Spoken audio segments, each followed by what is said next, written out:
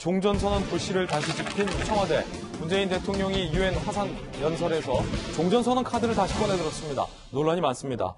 대통령의 종전선언 발언부터 들어보시죠. 종전선언이야말로 한반도에서 비핵화와 함께 항구적 평화체제의 길을 여는 문이 될 것입니다. 이제 한반도에서 전쟁은 완전히 그리고 영구적으로 종식되어야 합니다. 자, 대통령의 종전선언 강조. 그런데 북한의 비핵화 의지와 무관한 대한민국 정부의 종전선언 주장이라는 비판이 나오고 있습니다. 미국의 비핵화 대화 제안을 잇따라 거부하고 있는 북한. 너무나도 잘 아시다시피 1, 2차 북미 회담 모두 성과 없이 끝났죠.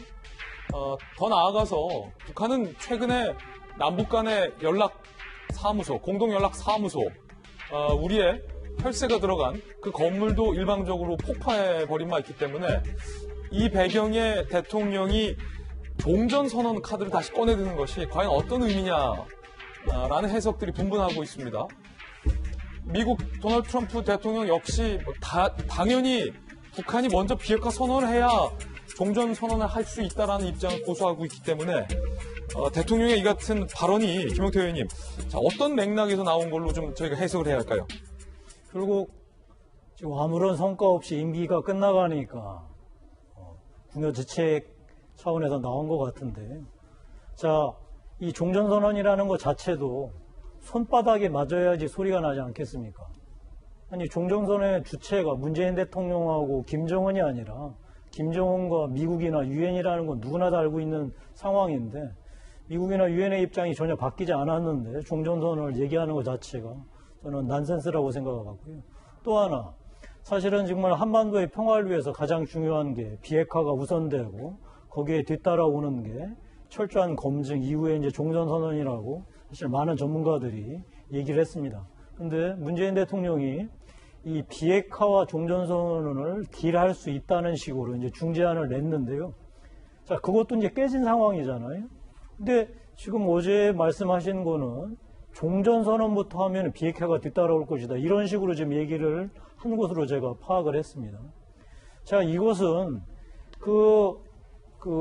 문재인 대통령이 원래 얘기했던 종전선언과 비핵화를 이제 딜을 해서 무언가 평화를 갖고 오겠다라는 것보다도 엄청나게 지금 후퇴한 상황인데, 과연 지금 한반도에서 그런 상황이 조성이 됐나요? 저는 문재인 대통령께서 여러 가지 이 북한에 대한 그 제스처가 계속 브로킹을 당하니까 급한 마음은 있겠지만, 최소한의 이 현실 가능성을 판단하시고, 그다음에 무엇이 제대로 된 한반도 평화를 갖고 올지에 대해서 정확하게 얘기를 하셔야지, 저는 유엔에 가셔가지고 저렇게 현실 가능성이 떨어지는 종전선언을 좀 얘기했다는 거에 대해서 참 납득하기 어렵고요. 저것을 나중에 어떻게 수습을 하실지 좀 걱정되기도 합니다. 예. 자, 박성현 대변인, 지금 김용태 의원께서 굉장히 강하게 비판하셨어요. 아무런 성과 없이 임기가 끝나니까 나온 궁여지책이란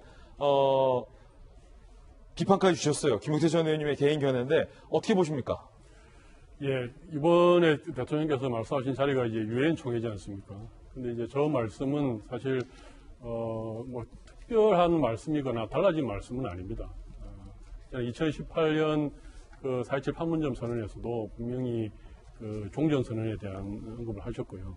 그리고 완전한 비핵화를 위해서, 한반도 비핵화를 위해서 나간다, 뭐 이런 합의도 했습니다. 그리고 그 뒤에 이제 유엔 총회에서도 세계 관련국들이 비핵화를 위한 노력들을 해 나갈 것이고, 그러면 이제 한반도는 종전선언을 갈 것이다, 이렇게 했습니다. 그래서 이게 선후 문제라기보다는 자칫 어떤 선후의 문제가 아니라 동시적으로 진행돼야 될 문제다라는 기존을 일관되게 갖고 계셨고요.